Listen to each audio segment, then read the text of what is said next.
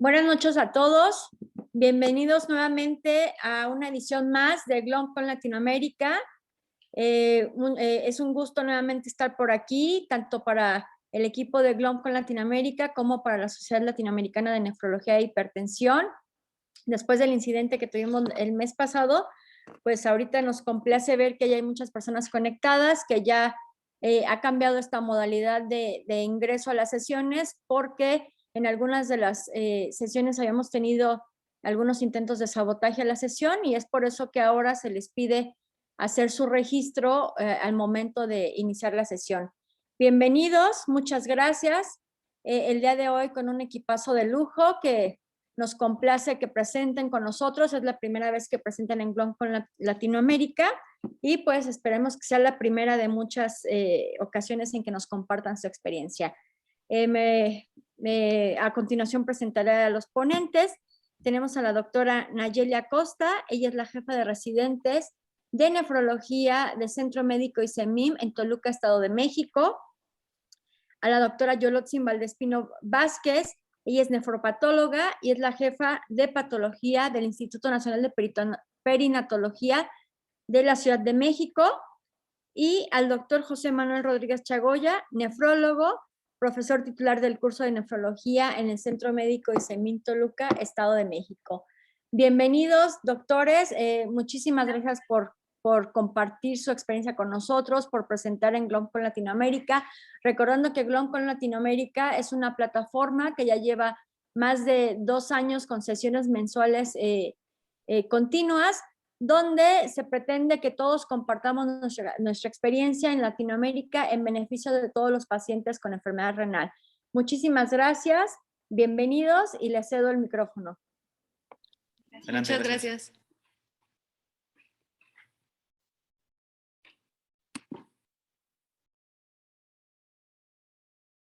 Buenas noches. Vamos a iniciar con este caso clínico que se nos hizo bastante interesante. El título pues es muy representativo: síndrome nefrótico posterior a la aplicación de vacuna contra COVID-19. Yo soy la doctora Nayeli Acosta y voy a comenzar con el caso. No sé si sea el audio de ustedes, pero yo los escucho un poco disminuido. Yo los escucho bastante bien, Blanca. No sé ¿Sí? si sea... Sí. Ah, perdón, de acuerdo, adelante. Continuamos, doctora. Ok. Perfecto. Bueno, iniciaremos con la ficha de identificación de nuestra paciente. Es un paciente masculino de 69 años de edad. Él llega con nosotros, se refiere con antecedente de ser médico. Cuando llega con nosotros, el paciente ya no laboraba. Es originario y residente de Metepec, eso es aquí en el Estado de México, y pues religión católica. Dentro de los antecedentes relevantes, tenemos los antecedentes heredofamiliares en los cuales él solamente nos comentaba acerca de un tío con cáncer renal. Desconoce la estirpe histológica, en realidad no tenía tanta cercanía con él, pero bueno, pues era un antecedente positivo. Al igual que en su abuela materna con diabetes mellitus tipo 2, no conoce que haya tenido alguna complicación asociada y el resto de sus familiares negaban alguna otra enfermedad renal, negaron algún tipo de glomerulopatía, litiasis, algo relacionado a enfermedades renales conocidas en su familia, del resto negado. Incluso él comentaba en su abuela con diabetes, pues no conocía que hubiera tenido alguna complicación desarrollada a nivel renal por la situación de la enfermedad metabólica. Tenemos ahora los antecedentes patológicos de nuestro paciente. El paciente llega con conocida diabetes de tipo 2 desde hace 7 años. Estuvo en tratamiento con metformina desde su inicio. La dosis prácticamente siempre había sido la misma, 850 miligramos cada 24 horas. Llevaba monitoreo. Como él pues es médico, nos comenta que su monitoreo prácticamente estaba en control desde los 7 años que tenía de diagnóstico. No conocía ninguna complicación o algún evento que hubiera tenido en relación a descontrol glicémico. No había tenido crisis hiperglicémicas, no conocía que tuviera alguna complicación macro o microvascular tampoco relacionada a la enfermedad diabética. Y otra de las cosas, pues igual también el paciente comentaba diagnóstico de hipertensión arterial sistémica. Esta fue diagnosticada hace 6 años. El tratamiento que llevaba, igual desde el inicio, los sartán cada 24 horas, solamente 50 miligramos.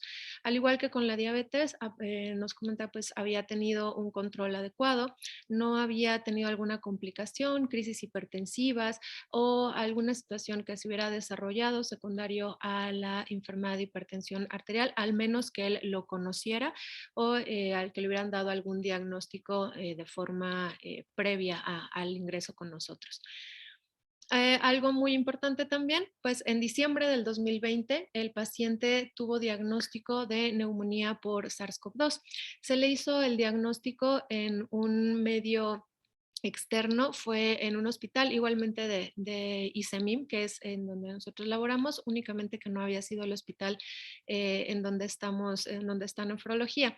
Al paciente se le dio el diagnóstico de neumonía atípica, fue diagnosticada el día 11 de diciembre y no tuvo datos de severidad. El paciente pudo acudir a su domicilio, no requirió oxígeno suplementario.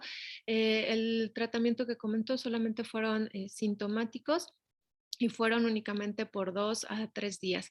Posterior a eso, el paciente llevó un seguimiento corto ahí en el área en donde lo atendían y se llevó posteriormente el seguimiento por el área de rehabilitación pulmonar y neumología, que como veremos, pues es donde nosotros captamos al paciente. Tiene diagnóstico también de fibrilación auricular permanente. Este diagnóstico se le hizo en junio del 2021, esto ya fue en este año. Se inició tratamiento únicamente con apixaban y llevaba seguimientos por cardiología. Incluso ha tenido ya sus consultas de forma reciente con el mismo tratamiento. No ha tenido algún cambio en cuanto a dosis o en cuanto a fármacos. Niega alérgicos, niega transfusiones previas y en cuanto a los quirúrgicos, solamente había tenido osteosíntesis por una fractura previamente. Esto fue en 2013. No hubo alguna complicación, nunca tuvo alguna situación relacionada a alguna secuela por esta situación y pues estos son sus antecedentes patológicos, pues prácticamente lo positivo que encontramos con él. Entonces ahora me gustaría presentarles esta gráfica y esta imagen para representarles la enfermedad por la cual llegó con nosotros. Su padecimiento actual pues lo inició en junio. Realmente él llega con nosotros, como vemos de este lado. Él tuvo su cuadro de neumonía en diciembre del 2020, tuvo recuperación, únicamente se mantenía en rehabilitación y posterior a este cuadro de diciembre del 2020, durante sus seguimientos, de forma inicial estuvo revisándose en la consulta en el medio externo a nuestra unidad, en donde el paciente nos comenta que prácticamente todo había regresado a la normalidad. La tomografía que tenemos aquí es su tomografía inicial, en donde la afectación se había considerado de bajo puntaje, pero posterior a esto, él nos comentaba que tenía una tomografía prácticamente normal. Tenía únicamente un poco de disnea de repente, pero en realidad todo había mejorado posterior a la rehabilitación pulmonar. Le habían hecho estudios posteriores a COVID en donde él nos comenta, en el examen general de orina no teníamos ninguna alteración evidente, no había ninguna alteración conocida. Para enero del 2021, posterior a su cuadro, él ya estando en rehabilitación pulmonar, se envió al área de neumología de nuestra unidad para llevarles el seguimiento.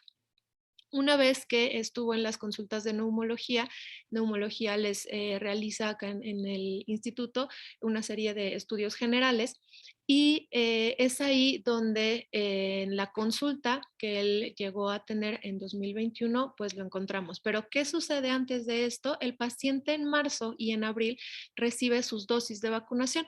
El 18 de marzo fue la primera dosis y en abril, el día 16 de abril, recibe la segunda dosis de la vacuna Sinovac. No comenta en realidad algún efecto adverso muy evidente durante los primeros días.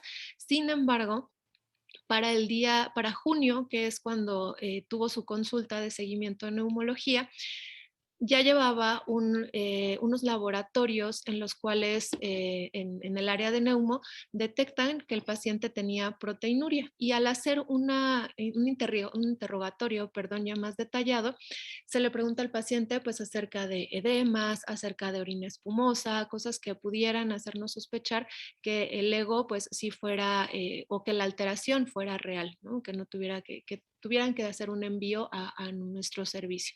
Y es entonces en donde en junio del 2021, les pongo acá igual la grafiquita que tenemos, el paciente se encuentra con unos laboratorios, les pongo los más relevantes, que es la creatinina de 1.41, la albúmina en 3.1 gramos y proteinuria en 4.3. Entonces, pues les da ahí un foquito rojo y pues deciden hacer como una pequeña interconsulta hacia nosotros para que podamos revisar al paciente. Entonces, en junio del 2021, cuando nosotros interrogamos al paciente acerca de esa fecha, pues nos comenta que sí había tenido aparición de edema de las extremidades inferiores.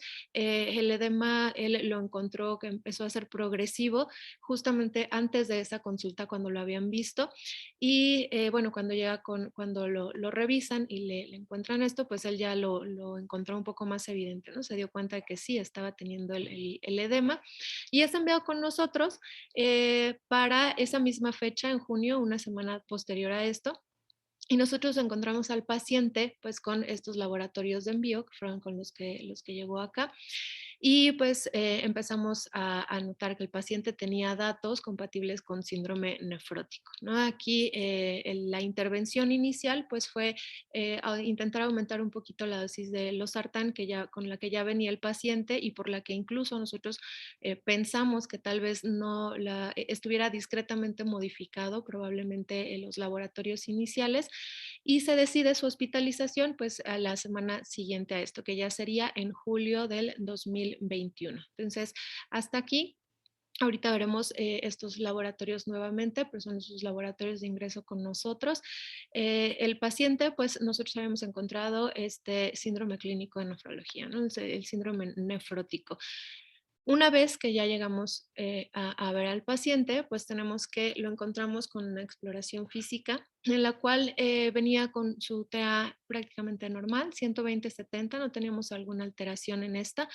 La frecuencia respiratoria de 19, temperatura de 36, no teníamos alguna alteración. Su frecuencia cardíaca calculada porque no podíamos hacer se hizo por electrocardiograma calculado porque pues teníamos el antecedente de la fibrilación auricular, ¿no? El peso y la talla del paciente, unos 65, 68 kilos. Y en cuanto a la exploración física, pues la situación más relevante, en ese momento no encontramos alguna lesión dermatológica evidente. En cuanto a piel, no teníamos alguna situación patológica, tenía un buen estado de hidratación, no teníamos adenopatías ni evidentes ni a la palpación.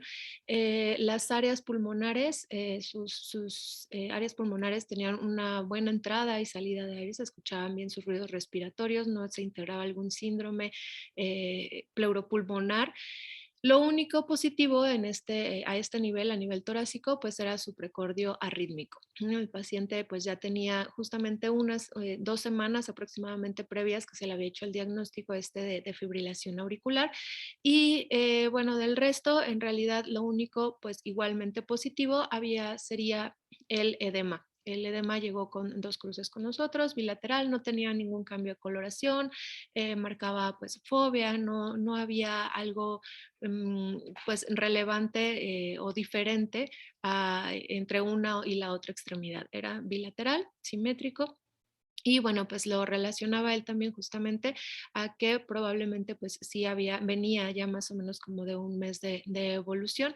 Y bueno, cuando llega con nosotros, lo importante pues es que lo teníamos como un síndrome nefrótico en estudio, ¿no? Porque pues había llegado con estos laboratorios. Entonces, al enfrentarnos a un paciente con estas características, pues, ¿qué es lo que tenemos? Para el día 15 de junio, que es cuando se nos hace el envío, pues se envía como proteinuria en estudio, ya nosotros lo encontramos como el síndrome nefrótico, y para en esta ocasión, para el día 15, pues teníamos el examen general de orina en donde se encontraba la proteinuria. Ya la proteinuria total se vio de 4.3 gramos y algo muy importante, teníamos eritrocituria.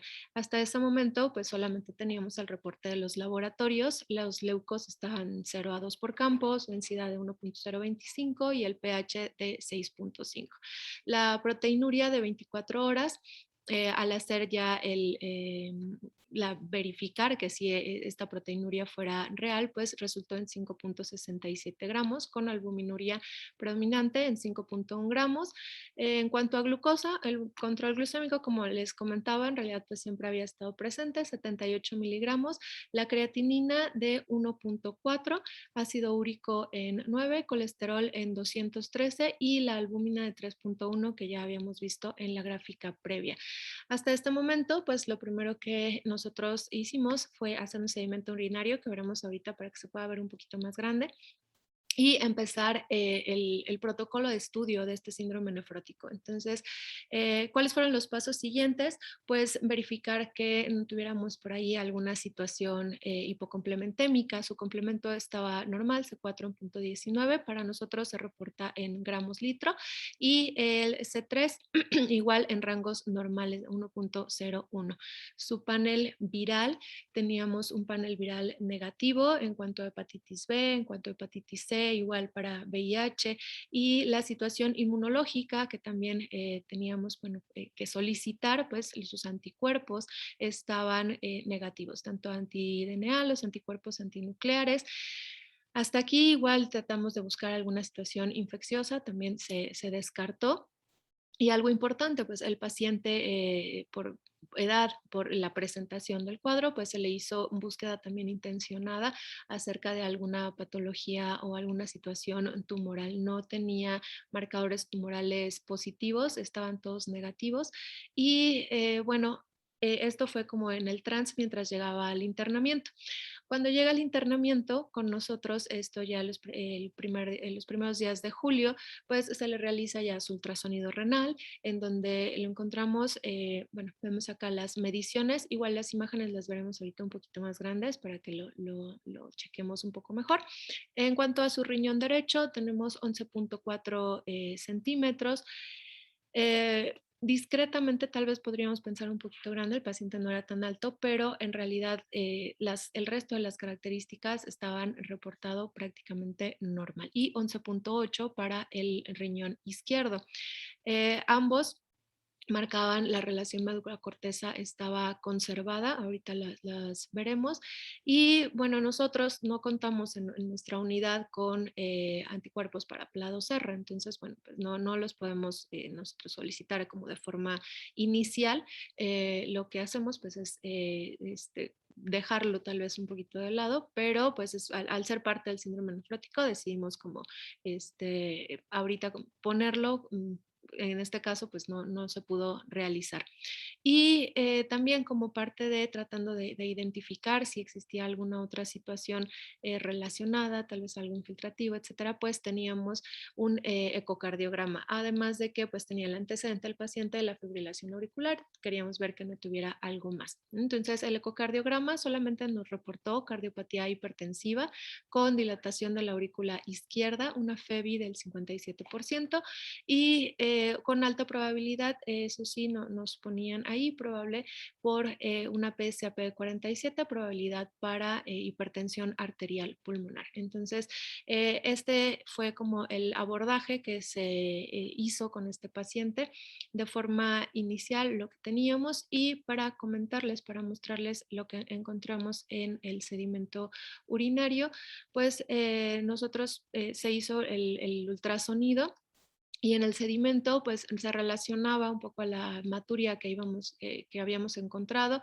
En la imagen, bueno, podemos ver los eritrocitos. En algunos otros campos existía un poquito más de dismorfia. No lo comentan en el sedimento del examen general de orina, pero sí en uno de los que él, en el inicial con el que lo enviaron, en la notita de envío, nos ponen ahí hasta 60 eritrocitos por campo. Pero bueno, ya cuando nosotros hicimos el sedimento, esta es la imagen de acá. Entonces tenemos a este pacientito, tenemos estos son sus antecedentes.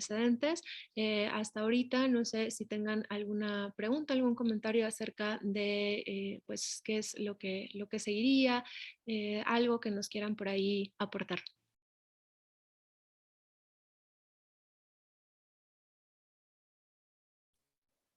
Javier.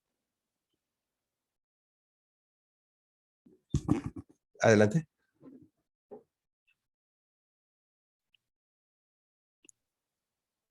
Javier, ¿haces las preguntas o las hago? No, yo las hago. Perdone, Ah, doctora, ¿cómo está? Excelente presentación, muy clara, muy precisa en los datos. Cuando estaba revisando los casos, algún par de preguntas me surgieron a mí, al igual que en el chat. El doctor Giovanni nos pregunta si tenemos cadenas ligeras, capa lambda en sangre, o si tuviéramos algún estudio en orina, específicamente hablando de electroforesis, proteínas de Benz-Jones o inmunofijación. No, no tenemos, nosotros en realidad, a ver, lo dejamos un poquito de lado porque vimos que era predominante la albúmina, la albuminuria, en era un poquito más del 80, ¿no? Casi el 90% del reporte de las proteínas. En realidad hasta ese momento, pues digamos, no se descarta totalmente, claro, pero sí no, lo habíamos dejado como que un poquito de lado, pero no lo tenemos ahorita. Y niveles de ANCA, ya sea en inmunofluorescencia o en. No, bueno, ese resultado sí lo tenemos, estaba negativo, solo que, bueno, no lo presento, pero estaba negativo, tenía sus anticuerpos, bueno, ANCAs negativos. Excelente. Me parece son las preguntas que tenemos ahorita aquí en el chat. Me llama la atención que el doctor en el 2016 ya tenía una creatinina de 1.2, Sí, ajá. y, pero no tenía proteinuria o albuminuria. No sabemos si tenía de diagnóstico ya algún grado de deterioro por la enfermedad renal diabética o algo que pudiéramos No, haber de sospechado por hecho, eso. sí, no había tenido incluso descontroles glicémicos o él mismo, el pacientito nos comenta que todos sus exámenes habían estado prácticamente en control, en ninguno había tenido proteinuria, en ninguno había tenido algún grado hematuria o que hubiera tenido algo que hubiera sido significativo relacionado a enfermedad renal diabética. Incluso se le preguntaba así como si en algún momento alguna crisis hiperglicémica, algo, porque pues ya llevaba 7 años de diagnóstico conocido, pero no. Y pues sí coincidía un poco porque en realidad nunca había cambiado su tratamiento, solo había sido metformina y la metformina había sido una vez. Entonces, como no había necesitado algún otro fármaco, no había necesitado algo más, pues sí coincidía con que probablemente no tuviera alguna complicación relacionada. Él incluso acudía de forma no anual, eso sí, pero había acudido a revisión oftalmológica y tampoco se encontraba con alguna situación proliferativa, pensando que tuviera como alteraciones microvasculares. Perfecto, muchas gracias, doctora. La última pregunta. Durante su cuadro de COVID, que fue considerado severo, él no presentó proteinuria o hematuria, que es como un hallazgo que vemos con frecuencia en pacientes. No, de hecho el cuadro no fue severo, fue de tratamiento domiciliario. La afectación fue leve y la parte más como representativa, la tomografía es la parte, la imagen que presentábamos, que son 2 lesiones por ahí periféricas que se ven un poquito más de vidrio deslustrado, pero no requirió incluso oxígeno suplementario. Él estuvo en domicilio únicamente con sintomático. No nos comenta así específicamente qué había sido, pero solo lo tomó 2 a 3 días y fue todo. O sea, el cuadro en realidad no fue mayor. Y así cuando se hicieron así como las preguntas más específicas acerca, por ejemplo, de orina espumosa, si él había notado el edema o algo en ese episodio, pues nos comenta que no, y que incluso cuando inició la rehabilitación o cuando se envió en enero ya a nuestra unidad, nosotros como no lo vimos, pues le preguntamos muy intencionadamente y no tampoco. Y en ese entonces se le hicieron los laboratorios en el otro medio externo y pues no, incluso su examen general de orina estaba normal para ese momento, que fue enero cuando se envió con nosotros. Perfecto, muchísimas gracias, doctora. Si gusta, pasamos con la doctora Yolotzin Valdespino.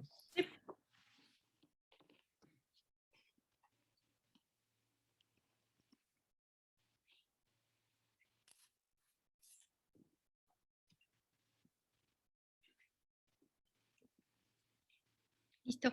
Hola, ¿qué tal? Buenas noches. Muchas gracias por la invitación. Vamos a revisar la biopsia de este paciente. Es una biopsia que en lo personal es muy interesante. Quiero yo compartirles, recibimos un cilindro de corteza renal, el cual estaba constituido, o se evaluaron 7 glomérulos, uno de estos con esclerosis global. Es en esta tinción de metelamina de Jones, podemos observarlo, ¿no? Aquí con el señalador. Tiene atrofia tubular en el tricrómico de Masson y leve fibrosis intersticial, un poco de inflamación constituida principalmente por linfocitos. Lo que llama la atención es en la tinción con PAS vemos que son glomérulos, los que se evaluaron que fueron 6, son glomérulos discretamente hipercelulares. Llama la atención que hay proliferación mesangial, lo podemos ver este aumento, y hay una cantidad importante de células inflamatorias en las luces, en las asas capilares. Vemos también que hay hialinosis arteriolar en la capa media. Y en el tricrómico de Masson, bueno, hacemos un poco más evidente esta leve expansión mesangial y la proliferación también del mesangio. Hay algunas zonas de esclerosis, vemos esta expansión de estos glomérulos hipercelulares con abundantes células inflamatorias, y en algunas áreas incluso se muestra proliferación endocapilar. Algo muy interesante que nos mostraba la microscopía de luz, pues fue justamente estas alteraciones podocitarias. Ven ustedes la hiperplasia podocitaria, la hipertrofia podocitaria. Vemos incluso un poco o discretamente vacuolados estos podocitos con estos núcleos hipercromáticos en el contexto de esta lesión glomerular. Algunos túbulos muestran vacuolización con aspecto de sobrecarga proteica. Y el estudio de inmunofluorescencia directa, de manera muy interesante, pues bueno, nos muestra positividad exclusivamente para IgA, con una intensidad 3 cruces mesangial.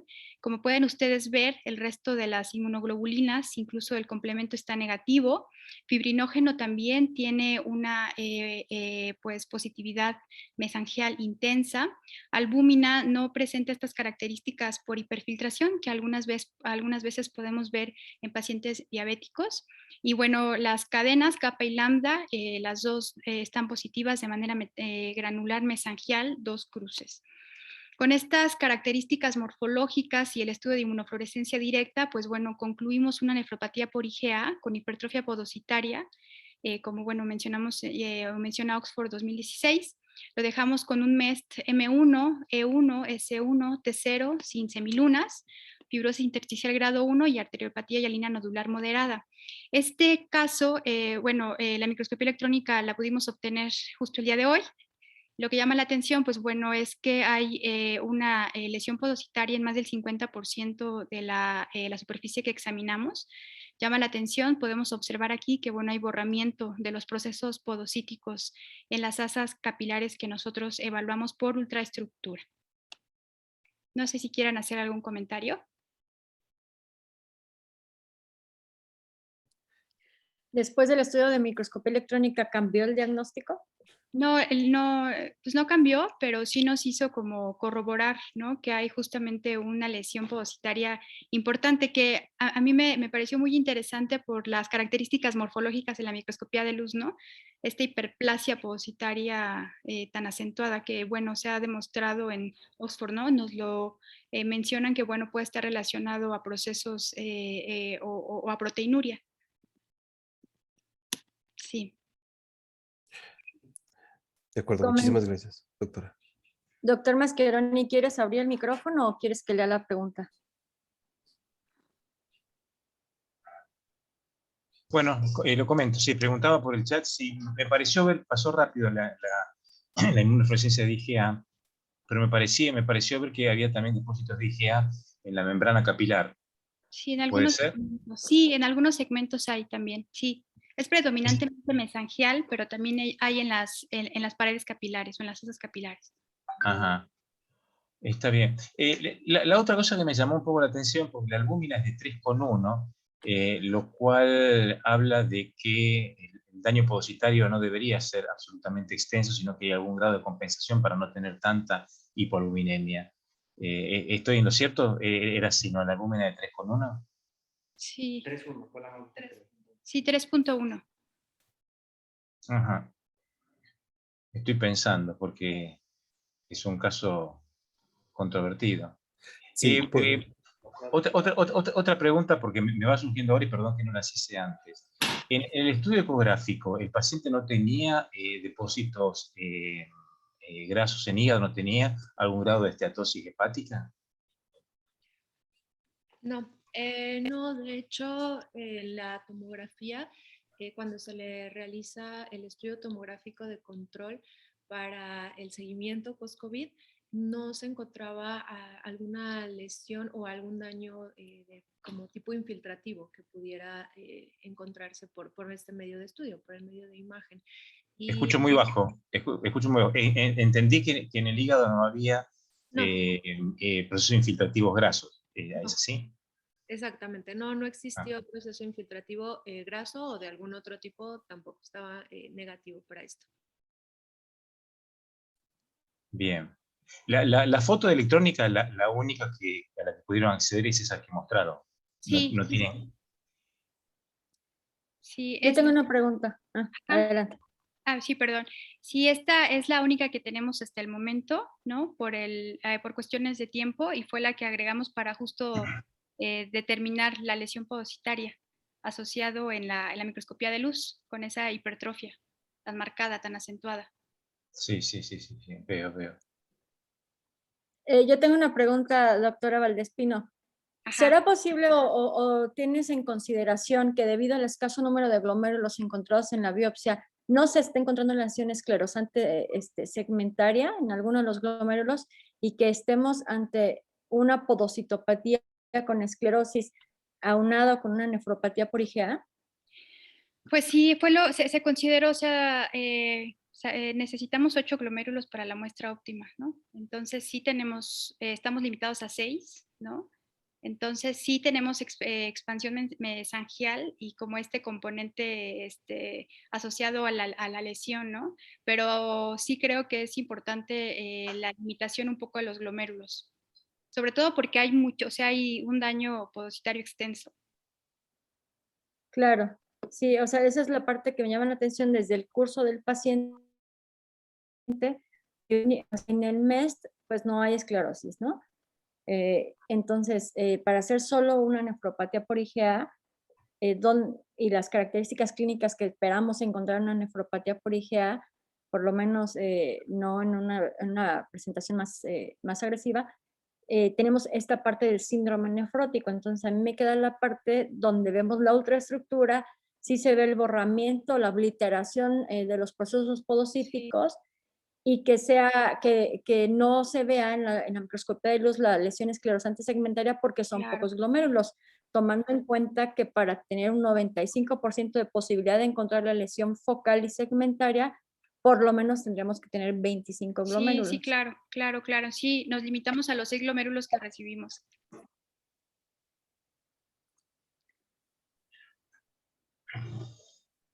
Pregunta perdón, dice el doctor Giovanni Osvaldo Mera Ajá. Rebuti, pregunta que si en la microscopía electrónica se podría ver una membrana algo polvorienta.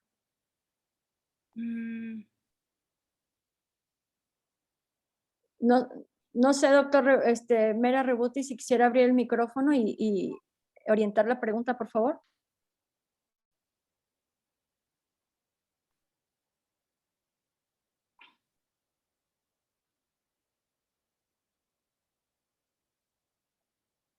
Creo que no está el doctor Rebuti. Comenta el doctor Pasarín, Leonardo Pasarín, que los glómerulos se ven muy grandes y que si pudiera ser una lesión de pedicelos secundaria, o sea, que fuera cambios adaptativos. Sí, o sea, en el contexto de algo interesante es, o sea, tenemos el depósito de IgA, tenemos el fibrinógeno, ¿no? Y algo muy interesante es que es un glomérulo pues inflamado, ¿no? O sea, vemos muchísima inflamación en las asas capilares. De las nefropatías por IgAs, pues sí llama la atención que sea como tan celular en el asa, ¿no? Entonces, sí me parece que probablemente esta lesión, o sea, es una lesión secundaria al componente mesangial, a la expansión y a la lesión, a la proliferación mesangial, ¿no? Algo interesante también que estábamos revisando es justo el fibrinógeno, ¿no? El fibrinógeno que, bueno, se ha descrito como en la vasculitis IgA, que, bueno, acá no tenemos proliferativas extracapilares, que, bueno, es una muestra limitada, pero clínicamente no tuvo deterioro de la función renal, ¿no? Que es como sería lo interesante. Entonces, bueno, esto es una lesión de hiperinflamación glomerular, o sea, que me parece importante señalar, ¿no? Y como bien mencionas, o sea, el componente o el borramiento de los procesos es que es muy extenso, ¿no? Probablemente haya otro tipo de lesiones segmentarias que no las estén, o estén en formación, no las estemos viendo en este momento por la muestra. A mí me cuesta englobar todo en un proceso, en un solo proceso patogénico, porque, bueno, los depósitos de IgA son prevalentes, son policlonales, eso está bien claro. Hay, no sé si tienes ahí para poner la previa de esta, donde estaba la IgG. Bueno, ahí, ¿tú lo consideras como negativa esta IgG o como positiva débil? ¿Cómo la consideras? Yo la considero negativa. Negativa, está bien. Bueno, porque, digamos, tendríamos que considerar más de un mecanismo, que no es extraño verlo en las biopsias. Uno muchas veces ve en biopsias un mecanismo prevalente, pero también ve lesiones subepiteliales con características de algunas espículas en algunos sectores aislados, y no es una membranosa, pero tiene algunas lesiones membranosas. Depósitos de IgA muchas veces se ven en baja cantidad. Así que los mecanismos patogénicos, y más habiendo un proceso de vacunación reciente con un cuadro que un poco se superpone con el desarrollo de inmunidad propia del proceso infeccioso, uno podría pensar que puede haber disparado distintos mecanismos patogénicos para provocar dos lesiones. Si bien en la IgA puede haber podocitopatía, en esa IgA que hay podocitopatía tiene que haber dos mecanismos patogénicos. No es todo la IgA que lo puede producir, me parece a mí. Por lo menos tiene que haber algún otro factor. Así que a mí me cuesta aunar todo esto en un solo proceso y decir esto es una nefropatía por IgA con una podocitopatía, porque no, digamos, lo que hacemos es describir lo que se ve en la biopsia, que está muy bien, pero no puedo terminar de encasillar el caso como para, y además, la manifestación clínica no es un síndrome nefrótico apabullante en su evolución con albúminas menores de 2 y demás, como suele ocurrir en las podocitopatías. Tiene una manifestación nefrótica que se ve más en la biopsia que en la clínica, me parece a mí, porque los túbulos tienen una gran reabsorción proteica. Esa imagen es muy característica y muy demostrativa, pero no entiendo por qué tiene solamente 3,1 de albúmina y no tiene 2 o 2,2, ¿no? Habiendo esa manifestación. La otra cosa es, bueno, la evolución del caso quizás nos dé alguna pauta, porque hay procesos que cuando hay comprometidos por el uso de determinados fármacos, los procesos de daño podocitario pueden ser transitorios, con manifestación de síndrome nefrótico y tener un tiempo de evolución, con remisión espontánea después. Pero bueno, veamos un poquito. Yo la verdad que no puedo encuadrar totalmente el caso. Pero bueno, los dejo que sigan con la presentación. Así es, doctor. Y sus comentarios muy oportunos, porque igual yo veo la biopsia y digo, parece una IgA, pero luego un síndrome nefrótico con solo proliferación mesangial, digo, no me parece. Y luego veo la microscopía electrónica y un borramiento de podocitos muy significativo, pero entonces un síndrome nefrótico no tan clínicamente como yo esperaría que se vieran con esa biopsia. Y la pregunta que a todos nos produce ahorita ¿es una? ¿Son dos enfermedades? ¿Son primarias? ¿O realmente existe la causa secundaria que hay que diagnosticar? Y que precisamente espero el doctor ahorita en su siguiente presentación, si la doctora Yolotzin ha terminado, el doctor nos puede ayudar a contestar la evolución del caso clínico y cuál es la hipótesis del equipo tratante y el manejo que se le ha ofrecido al paciente. Súper, muchas gracias. Antes de continuar, el doctor David Martínez pregunta si alguien consideró enfermedad por cambios mínimos por el borramiento de los pedicelos sin la caída de los podocitos. Sí se consideró también. Sí, claro que se consideró. Y de hecho, de la parte clínica y la evolución, yo creo que sí es importante integrar el caso ya con la evolución. Si quiere, lo comentamos acá. De acuerdo, adelante. Muchas gracias. Excelente presentación. Hola, buenas noches. Soy José Manuel Rodríguez, soy profesor del curso de nefrología y parte del equipo clínico que abordó este paciente y pues trató también. Antes de llegar a la revisión del caso, aquí nada más hay cosas que para nosotros en la clínica fueron muy importantes. Una es que, digo, no se comentó mucho, pero el paciente es diabético, ¿no? Tiene 6 años de diabetes y el paciente ya se mantenía con tratamiento con bloqueo del RAS cuando llega con nosotros a la primera valoración. De hecho, acá afortunadamente lo capta el equipo de neumología. En cuanto lo valoran con el primer examen general de orina con proteinuria, es que lo refieren. El paciente tarda un par de días en llegar con nosotros. Iniciamos el abordaje y a la semana ya estábamos prácticamente culminando con la biopsia, ¿no? Entonces, el paciente siempre estuvo con bloqueo del RAS. De alguna forma, eso a nosotros nos explicaría por qué la proteinuria no fue tan manifiesta como luego podríamos esperar por los hallazgos que encontramos en la biopsia, ¿no? Hablando un poquito para tratar de esclarecer el caso, nosotros también dividimos el caso por medio de 2 abordajes, ¿no?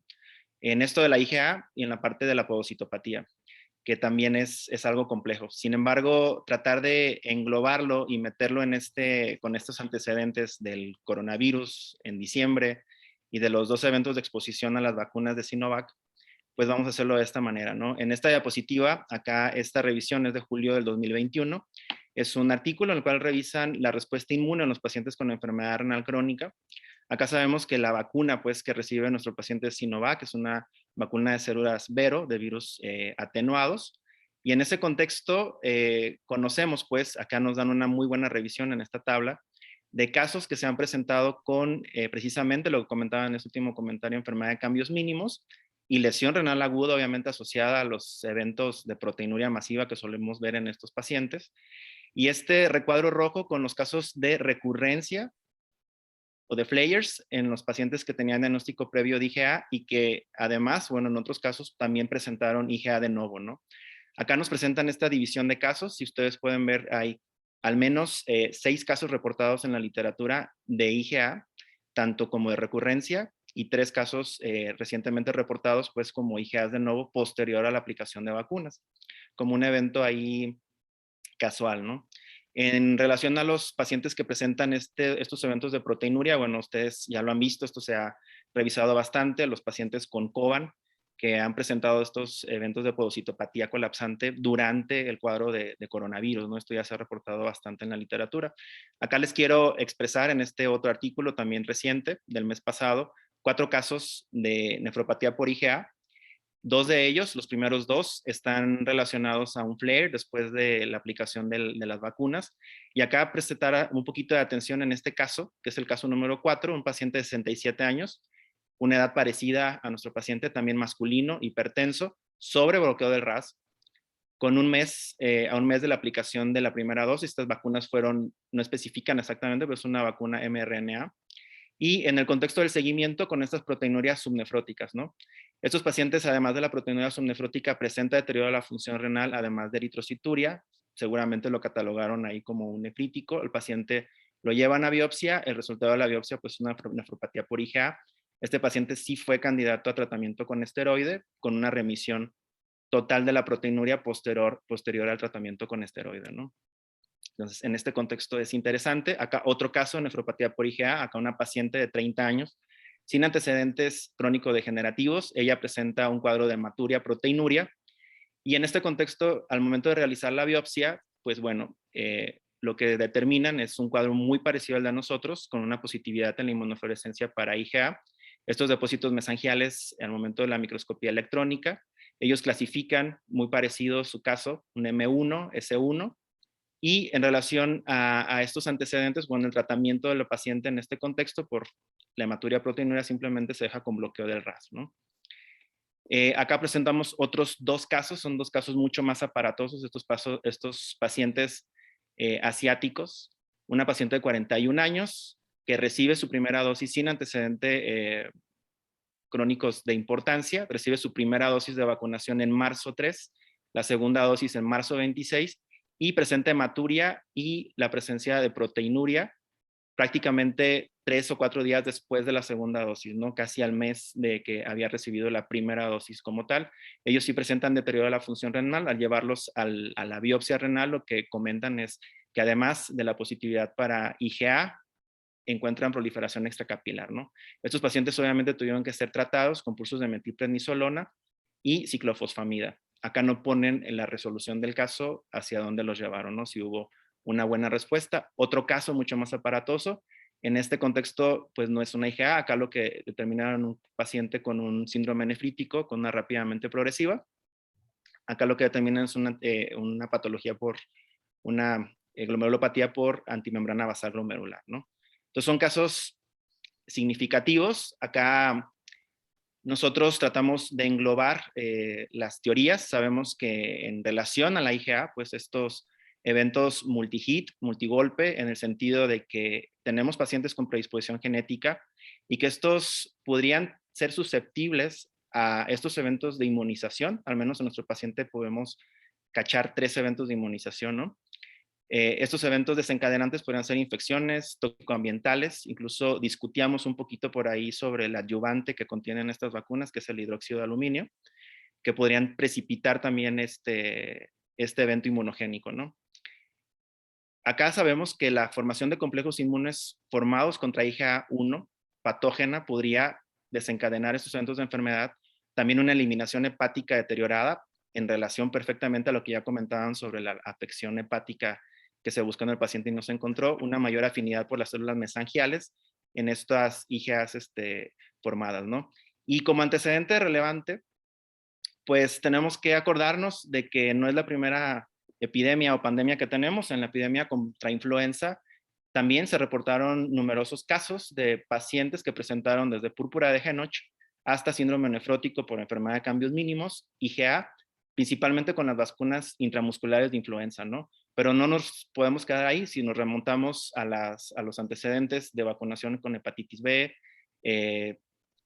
BCG, meningococo, todas estas están asociadas también de forma casual pues a estos eventos desencadenantes, ¿no?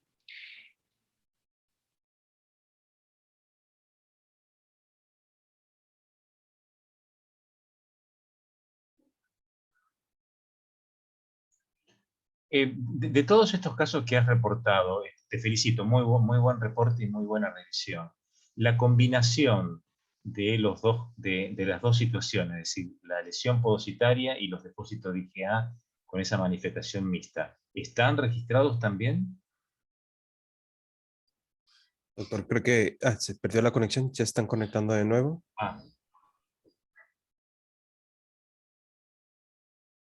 Bueno, en lo que hacen la conexión, aquí en los comentarios menciona a la doctora alcalde de Argentina.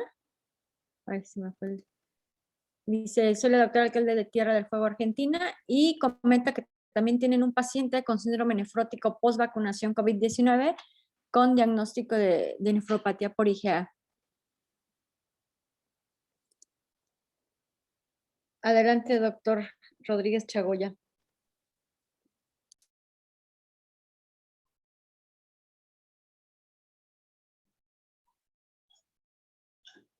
No se escucha el audio. Está apagado.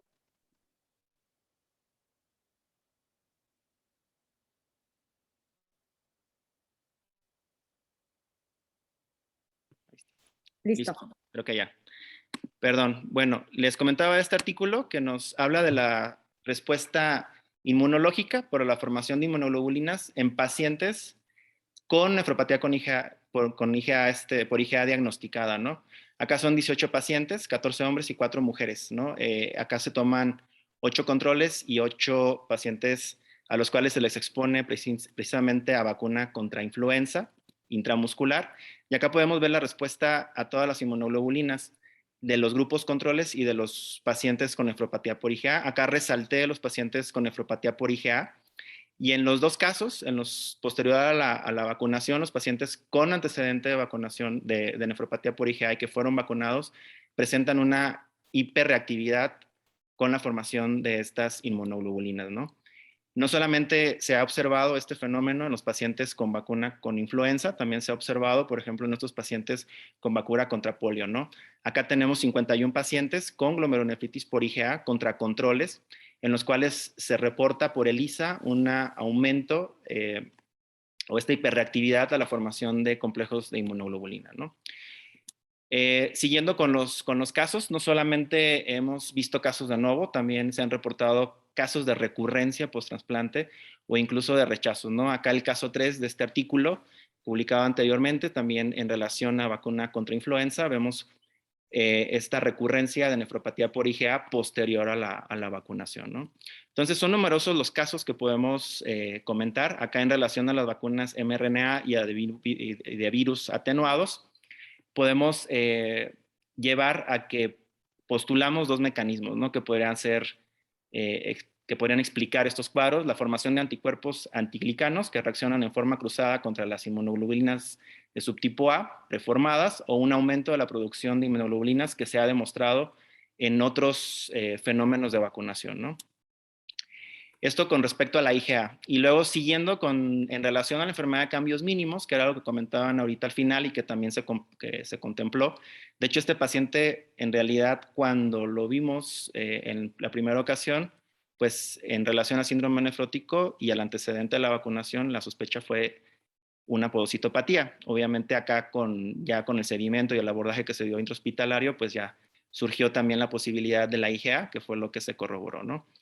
Y estos casos de enfermedad de cambios mínimos y de síndrome nefrótico post-vacunación también se han reportado, tal vez en un número mayor que los casos de IgA. Y en esta relación les presento un caso de un paciente que recibe vacuna igual mRNA.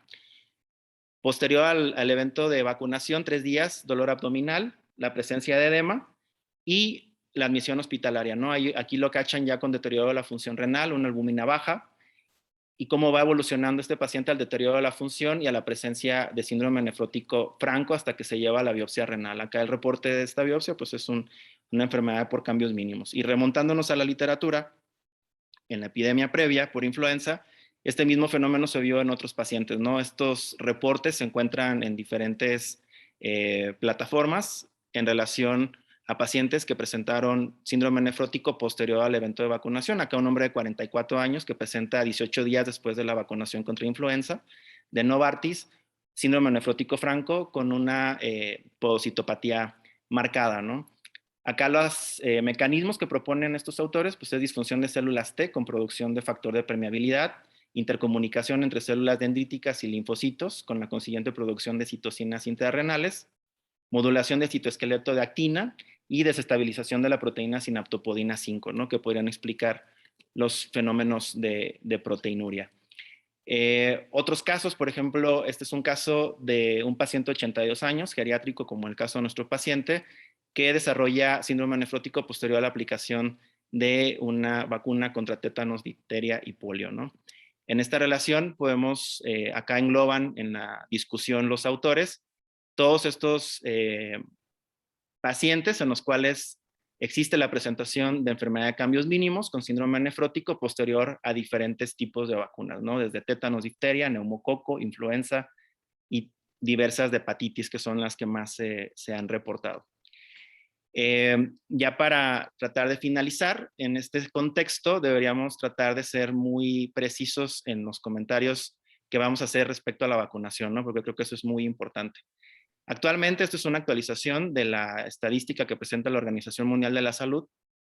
Tenemos en promedio en el mundo, hasta el día de ayer, 5.019, bueno, 5.019 millones de vacunas aplicadas en todo el mundo, que esto es muy importante porque los casos reportados hasta ahorita, al menos con estos fenómenos, pues en promedio los podemos resumir entre 6 y 8, ¿no? Entonces, en este contexto, la incidencia de estos fenómenos, pues, es muy rara y sobre todo, pues, podría ser casual, ¿no? Que esto es importante comentarlo. No sé si tengan alguna pregunta antes de pasar a las conclusiones.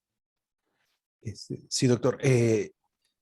Sobre el tratamiento que su equipo decidió ofrecerle al paciente, ¿qué fue? ¿Qué será? ¿O se le dará tratamiento? ¿Se manejará como una IgA y se optimizará IECA y algún otro manejo? Tuvimos una discusión ahí, este paciente tuvimos que sesionarlo porque obviamente nos toca en esta tercera ola acá en México de coronavirus, pues.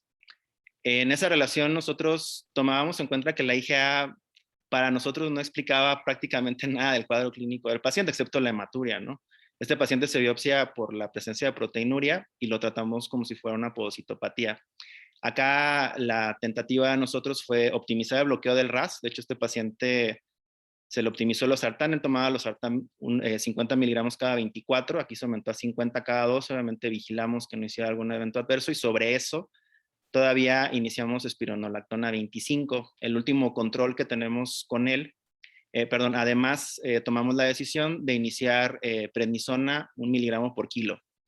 Con esto, en el último control que tenemos con el paciente, se los voy a poner, tenemos remisión parcial de la proteinuria a menos de un mes de tratamiento con él. No ha presentado mayor deterioro de la función renal. Por acá nosotros iniciamos el doble bloqueo del RAS y la prednisona con 6.9 gramos sobre gramo de Prucru.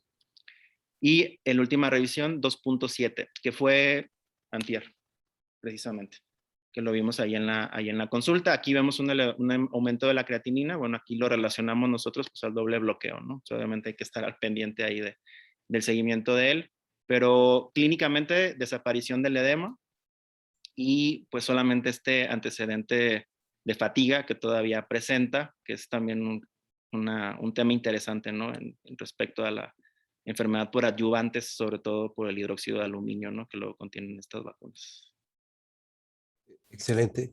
El doctor Enzo Vázquez, y digo, esta es parte de la discusión, él argumenta que la posibilidad de dos enfermedades distintas concomitantes en el mismo paciente es poco probable y que él sí abogaría porque fuera una IgA y que la IgA pudiera explicar los efectos asociados a la pérdida de proteínas y la pérdida de la estructura del citoesqueleto del podocito, y esto explica el síndrome nefrótico. Me comenta usted, doctor, que más bien ustedes se enfocan a que pues más bien es una podocitopatía y la IgA es un hallazgo nada más en la inmunofluorescencia. Pero para esta podocitopatía yo esperaría igual también ver un IgG lineal o algún otro dato clásico de esclerosis focal segmentaria.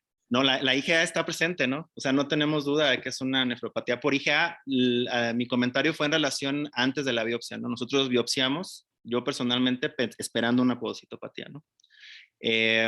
Obviamente acá en relación a lo que comenta el doctor Enzo, un saludo ahí a Enzo, totalmente de acuerdo. O sea, esto está escrito, ¿no? Sobre todo en estos casos de IgA con podocitopatía, donde la IgA o la nefropatía por IgA tiene una relación fisiopatológica directa, ¿no? Con la desestabilización del citoesqueleto del podocito. Y esto los nefropatólogos lo saben mejor que yo. En ese sentido, creo que como está el diagnóstico, explica el cuadro clínico, ¿no?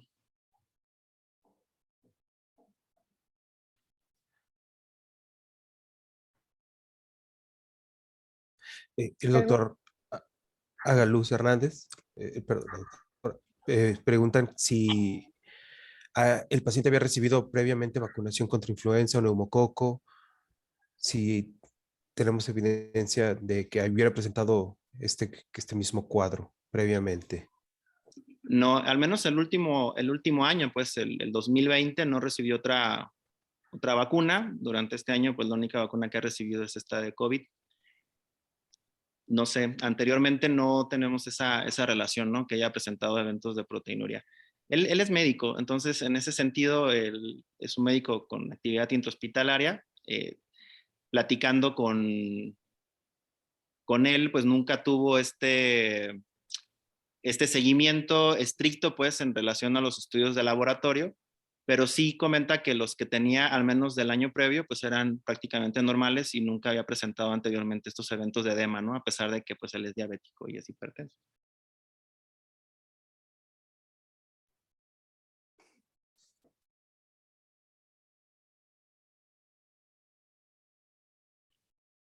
¿Alguien más que quisiera abrir su micrófono y hacer un comentario o alguna pregunta? Yo acuerdo totalmente con el enfoque que le dieron, apuntando al tratamiento de la podocitopatía, que era lo que generaba el cuadro, y de hecho fue exitoso porque hizo una rápida remisión, bien típico de la podocitopatía que nosotros asociamos a cambios mínimos. Verdaderamente me quedan dudas si este depósito de IgA ya estaba, y fue una reactivación que digamos, no tiene una gran manifestación clínica, y fue una reactivación como mostraron en todos los casos que sí tenían diagnóstico y que puede tener una reactivación y una reactividad inmune. Eso no lo sé, eso únicamente lo podríamos saber con una biopsia posterior. Pero bueno, acuerdo en el caso, la verdad que estuvo muy bien el estudio, la interpretación del caso me parece muy interesante y es muy ilustrativo de lo que podemos encontrar en algunos de nuestros pacientes, ¿no? Así que felicitaciones al equipo que lo presentó y que lo estudió. Gracias. Muchas gracias por sus comentarios, doctor Mascheroni. Y si alguien más no tiene algún comentario, pues igual como lo comenta el doctor Mascheroni, me parece un caso excelente, muy bien abordado, tanto el abordaje inicial, la parte de nefropatología y la parte de nefrología. Excelente. Bueno, creo que faltan las conclusiones. Adelante, doctor Rodríguez Chagoya. Perdón, nada más para finalizar en esta relación a las conclusiones. Miren, acá nosotros sabemos que es un caso polémico, pero también nos pareció bastante ilustrativo y queríamos platicarlo con ustedes. Sabemos que no existe pues elementos suficientes para establecer esta causalidad, sobre todo siendo el coronavirus en este momento una enfermedad tan prevalente en el mundo, ¿no? Estos eventos pues podrían ser coincidencia, sí, aunque lo que nos ha dicho la historia es que no existen tanto las coincidencias, ¿no?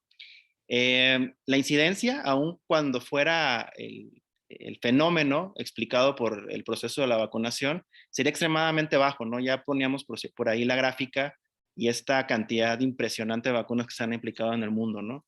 Sabemos que los pacientes con nefropatía por IgA tienen una respuesta inmune más alta de lo normal a la vacuna contra antígenos virales.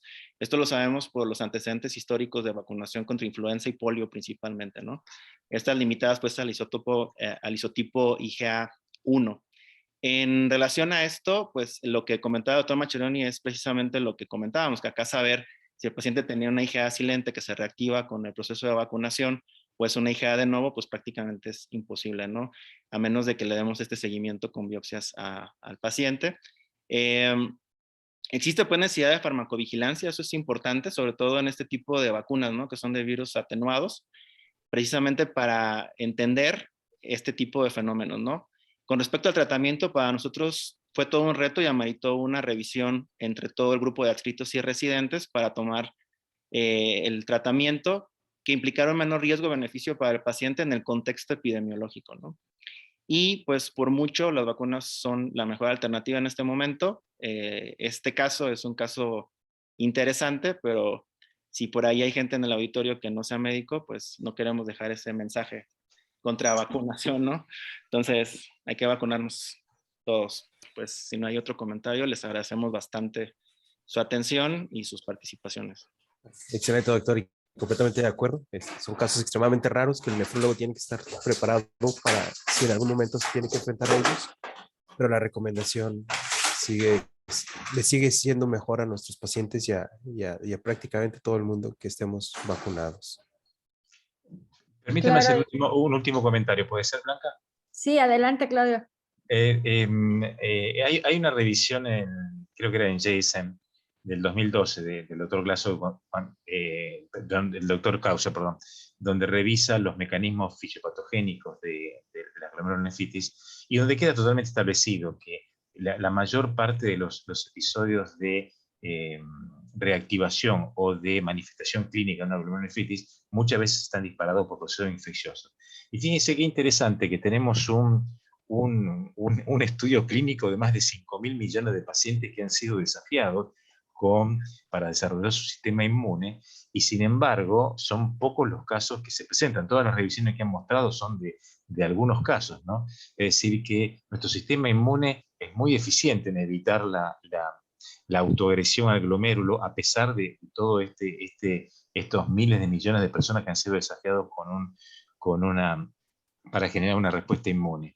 Pero en realidad si uno lo mira ahora retrospectivamente y después de este buen análisis que hicieron, era un poco lo que deberíamos esperar frente a esto, a la enfermedad y a la vacunación tan rápida, ¿no? Y resalto lo que decían también el colega, que la farmacovigilancia es fundamental en estos procesos de vacunación, y gracias a esto se descubren estos mecanismos. De nuevo, excelente lo que hicieron. Muchas gracias, doctor.